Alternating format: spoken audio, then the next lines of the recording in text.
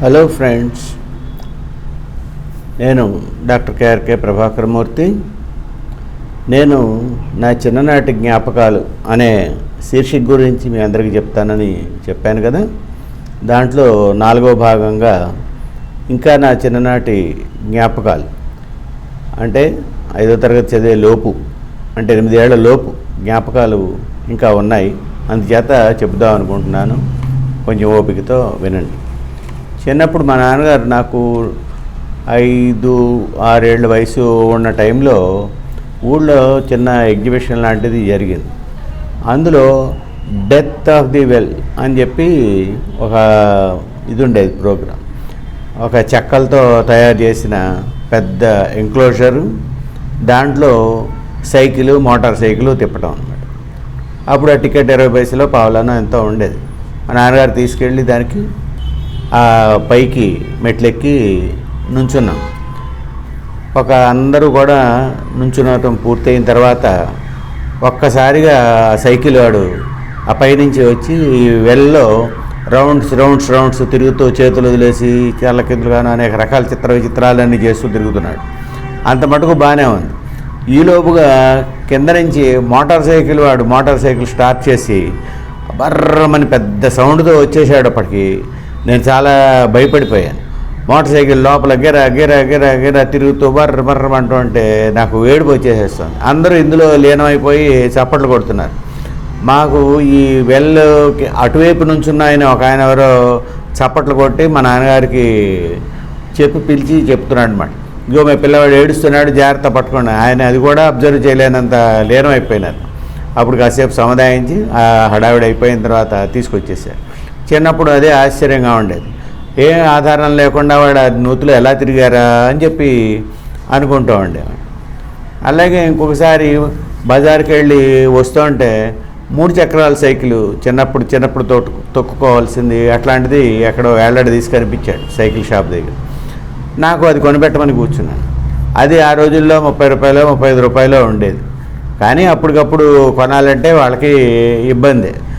ఇప్పుడు కాదు, తర్వాత కొందాంలేరా రా అని చెప్పి పట్టుకున్నారు. మా ఇంటి పురోహితుడు ఒక ఆయన ఉన్నారు, వాళ్ళ తమ్ముడు ఆంజనేయులు అని ఉన్నాడు, అతను కూడా ఉన్నాడు. చేయి పట్టుకుని ఇప్పుడు వద్దులే తర్వాత కొనుక్కుంది కానీ అంటూ పట్టుకుని నేను చేయి విదిలించుకుని రోడ్డు మీద పడుకుని దొల్లి నాకు కొనిపెడతారా లేదా అని చెప్పి గోల చేసి అతను సముదాయించి డబ్బులు ఇప్పుడు పట్టరాలేదు, ఇంటి దగ్గర ఉన్నాయి, ఇళ్ళు పట్టుకొచ్చి కొనుక్కుందాం అని చెప్పి ఏదో అన్నయ్య వాక్యాలు చెప్పి తీసుకుని వెళ్ళిపోయాడు ఈ ఆంజనేయులు గారు. అలాగా చాలా విచిత్రం అనిపిస్తుంది. నేను అంత ఏడ్చానా దాని గురించి అని చెప్పి.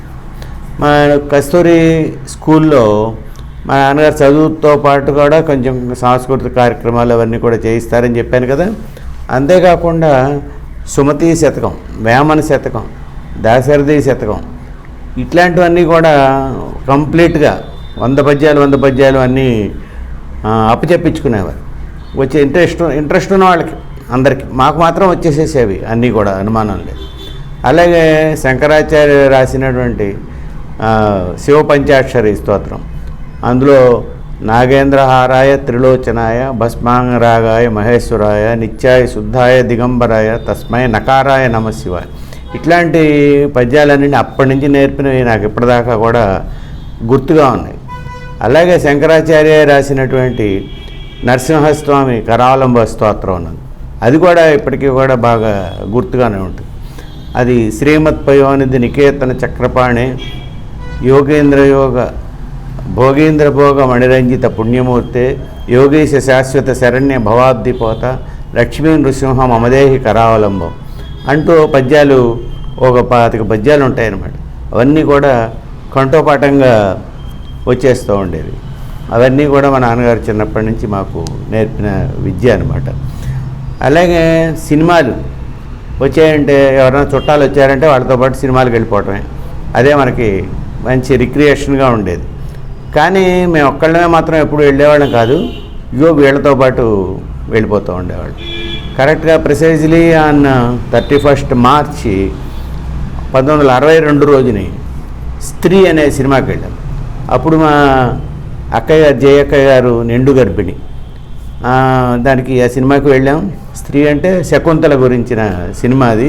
శాంతారాం తీసిన చాలా గొప్ప సినిమా. దానికి వెళ్ళిన తర్వాత మన్నాడు ఉదయమే ఆవిడకి తెల్లవారుసామనే నొప్పులు స్టార్ట్ అయినాయి. ఫుల్ టర్మ్ ప్రెగ్నెన్సీతో ఉండడంతో ఏప్రిల్ 1వ తారీఖున వాళ్ళకి అమ్మాయి పుట్టింది. అమ్మాయి పేరు లక్ష్మి అని పేరు పెట్టారు తర్వాత. అలాగే మా ఇంట్లో ఆ వింత సాంప్రదాయం అలాగే కొనసాగిందేమో అని మేము అనుకోవాలి.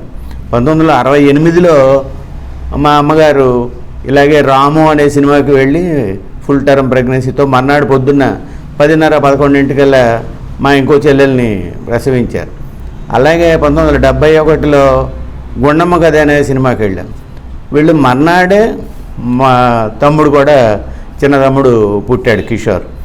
అలాగా ఇంత సాంప్రదాయం అలా ఉంటూ ఉంటుంది. అంటే ప్లెజెంట్గా ఉండే సినిమాస్ అవి చూసినట్టయితే ఏం పర్వాలేదు అనే అర్థం అన్నమాట, అంతకన్నా ఏం లేదు.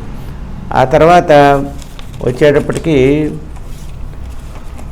మా కాంపౌండ్లో పెద్ద ఇవి ఉంటూ ఉండేవి, పెద్ద చెట్లు ఉండేవని చెప్పాను కదా.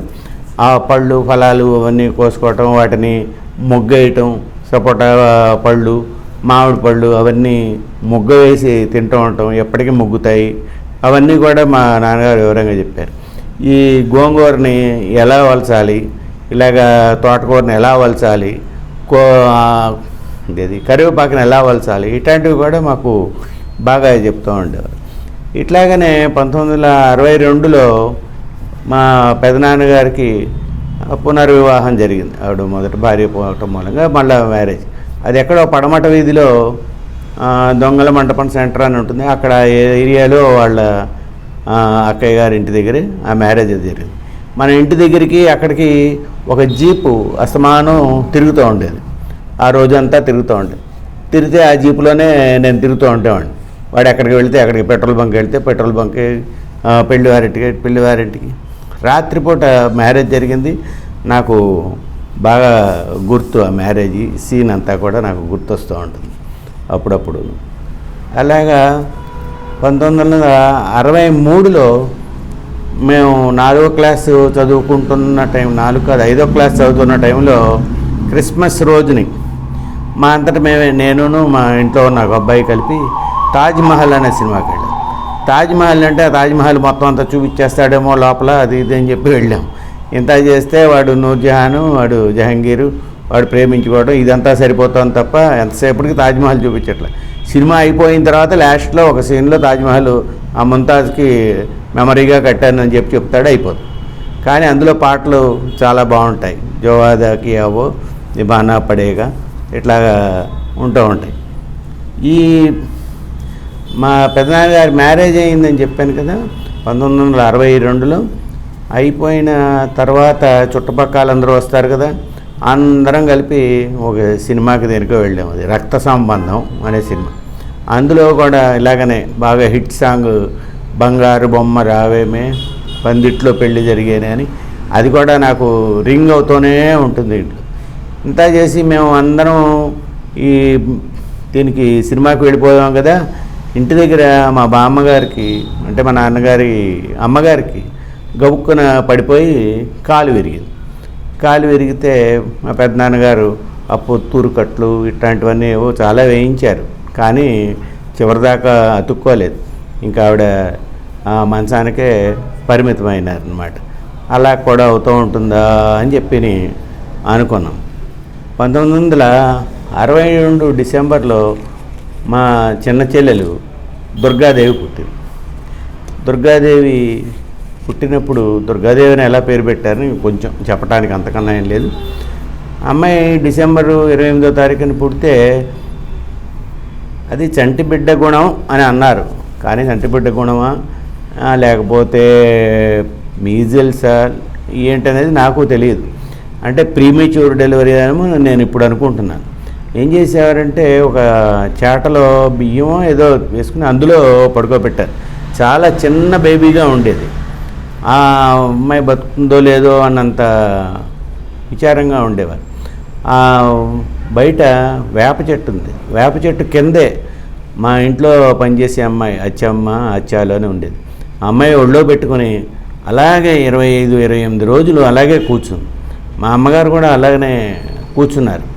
మా నాన్నగారు వాళ్ళు ఎంతో ప్రార్థనలు చేసేవాళ్ళు. అంటే ప్రార్థన చేయడం అంటే దుర్గాదేవి పేరు పెట్టుకుంటాం అని చెప్పి దుర్గాదేవికి మొక్కుకున్నారు. రాజశేఖరరావు గారిని ఎంబీబీఎస్ డాక్టర్ గారు ఉండేవారు. ఆయన గుర్రబండి మీద వచ్చి రోజు చూసి వెళ్తూ ఉండేవారు.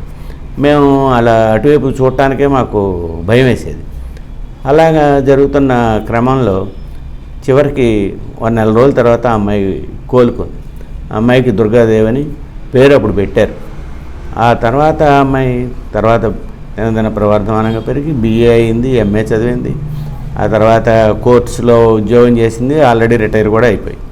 అలాగంత ఆరోగ్యంగా తయారైంది. వాళ్ళందరికీ మా వాళ్ళందరికీ కూడా దుర్గాదేవి అంటే అంత ప్రత్యేకమైన అభిమానం, ప్రత్యేకమైన నమ్మకం అలా ఉండేది. ఆ తర్వాత మా జయక్క గారికి మ్యారేజ్కి ముందర ఆవిడ SLC అది చదువుకుంటే రోజుల్లో, అంటే నాకు సుమారు 3-4 ఏళ్ళ వయసు అప్పుడు ఆవిడ నన్ను బాగా ఆడిస్తూ ఉండేది. చిన్నప్పుడు బాగా ఎలా ఆడిస్తూ ఉన్నా కూడా చాలా సంతోషంగా ఉండేది. బొమ్మలు అవి వేసేది, చాలా బ్రహ్మాండంగా బొమ్మలు అవి గీసి డ్రాయింగ్ నాకు కూడా నేర్పింది. తర్వాత మా నాన్నగారు కూడా నేర్పారు. అంచేతే మేము చాలా సింపుల్గా ఏ విధమైన బొమ్మలైనా వేయాలన్నా కానీ వేసేస్తూ ఉండేవాళ్ళం డ్రాయింగ్ అది.